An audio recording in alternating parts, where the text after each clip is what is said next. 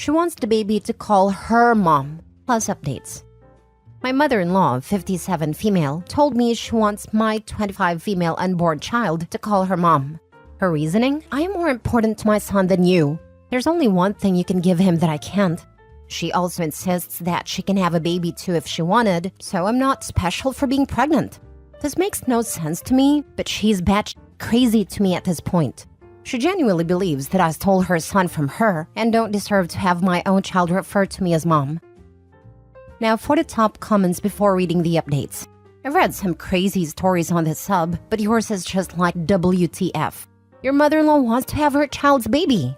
I don't know if it's this sub or the Just Know Mother-in-Law sub, but you can find a list of reading materials and resources that can help you in your hubs, especially with fear, obligation, and guilt boundaries, standing up for yourselves in a healthy way, etc. I'm so sorry you have to deal with this disgusting person. Hugs if you want them. Unfortunately, her experience isn't exactly rare. I have read countless stories in the same vein where the mother-in-law very much seems to want to sleep with her own son. It's like these mother-in-laws are jealous that another woman can provide a son with something they can't, so they resent the wife/girlfriend for that. Treat them like they are the other woman. OP, you need to tell your husband exactly what his mom said and how she is acting. Whether it sees her absurd behavior for what it is or not determines what your next moves to be. The biggest, regardless of his agreement, is putting a massive amount of space between you and mother-in-law, at least until she gets psychiatric help.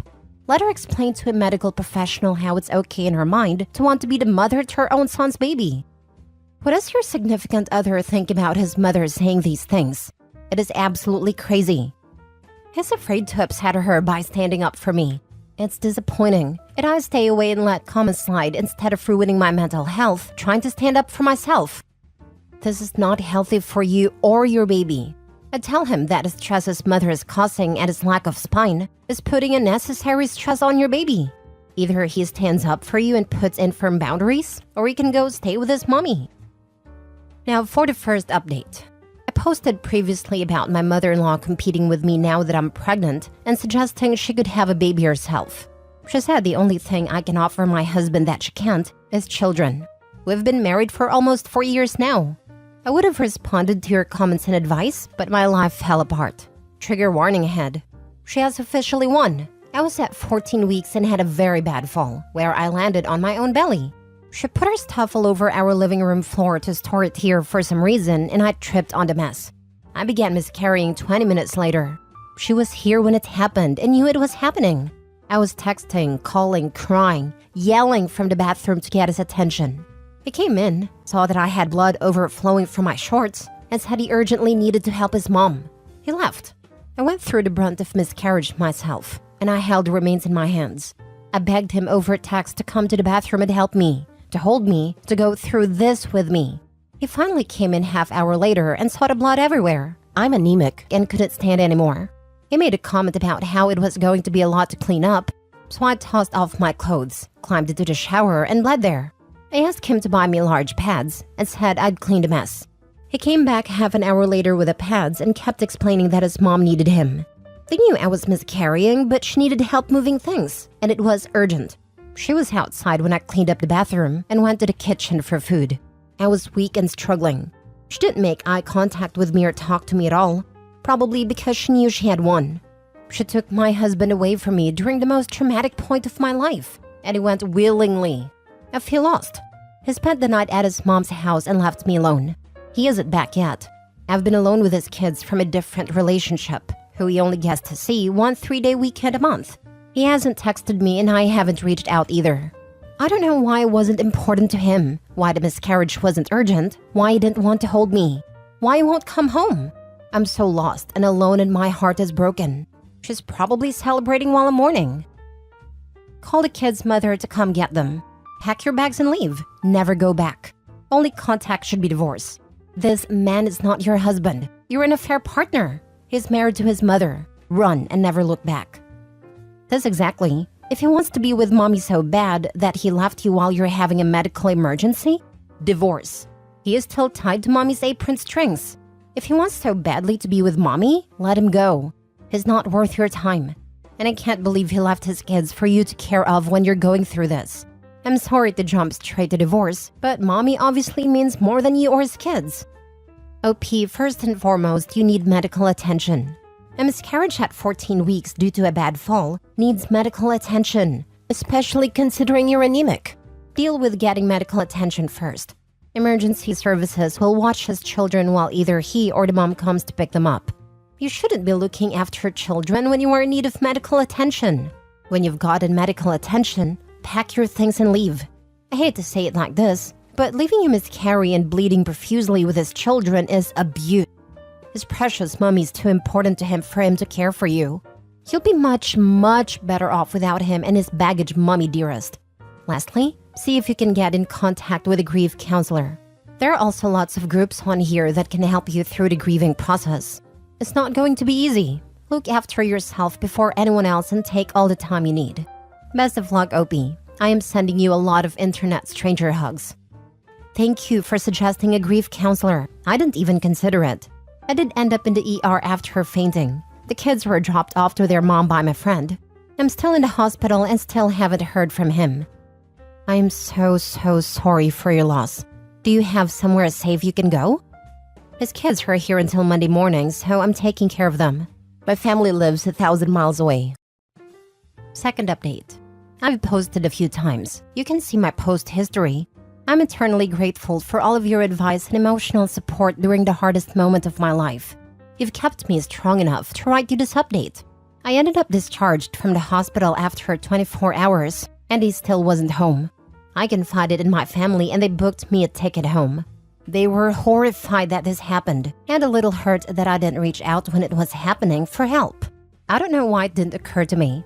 I packed my things and flew to them. He still hasn't responded to my texts, voicemails, or calls, so I left him a handwritten note. A few days after being with my family, I get a long text from him. He said that he had to stay with his mother for the entire week after I had miscarried in our home, basically because of her. Because, and get this folks, she felt triggered by my miscarriage and needed his emotional support. He argued that she needed him as she and his father are divorced. During this time, he didn't want to bring me up to further cause her distress, so he went no contact with me for a week. He said he thought I was strong enough to wait for him. He thinks I've overreacted by flying home, and he wants me to come home. I took your advice, folks. So I prepared for his stupid excuse and didn't let him manipulate me. I called and told him that when his mother had miscarried after he was born, she had her own husband to comfort her, while my husband left me alone and ignored me for a whole week. I told him everything you guys mentioned. It was medical neglect during a crisis, child abandonment of his own kids, my stepkids who were supposed to be under his care, and abandonment. I could have died and was very weak when I had checked into the hospital. I was even weak when I left.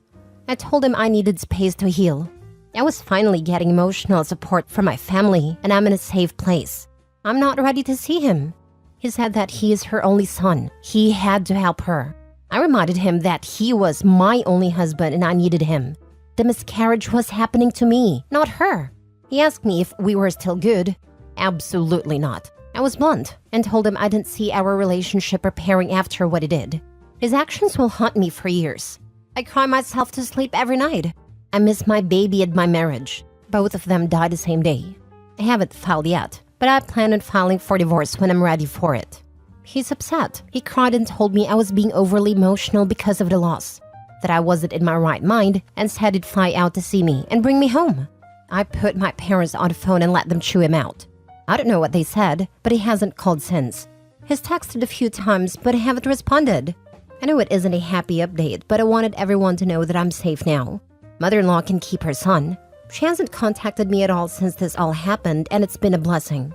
I've heard from mutual friends that she's blasting me to everyone over social media, but I'm going to stay out of it for my own peace of mind. Thank you so much for caring about me and taking the time to reply and send messages with support. I've just read your previous posts, and although it is not my place to say, I'm going to say this anyway. I am so damn proud of you, and I hope that you are proud of yourself. You have just done the hardest thing you'll ever have to do and given yourself a bright, happy future full of love and support, which is exactly what you deserve. Keep doing what you're doing. Put yourself first. Let your family care for you. Ignore your soon-to-be ex-husband, who quite frankly is a sad excuse for a human who will never be happy. And get the help you need to build yourself up. You are brave, you are strong, you are loved, and you will have an incredible life because of the courage you have shown. I wish you the best of luck." This poster is spot on. I've never read something that made my blood boil so quick. I will report him and his mother for incest, and I'd make sure his ex-wife knew all about him abandoning you with his children while you weren't fit to look after yourself. Never mind the kids. I'm so glad you had the strength to call your family and go to them. They will protect you at any cost, just like that POS was supposed to do. The irony, the place with that man wasn't your home. You're home now. Home is where the people who love and care about you are, and that clearly isn't there. I'm so sorry this happened to you.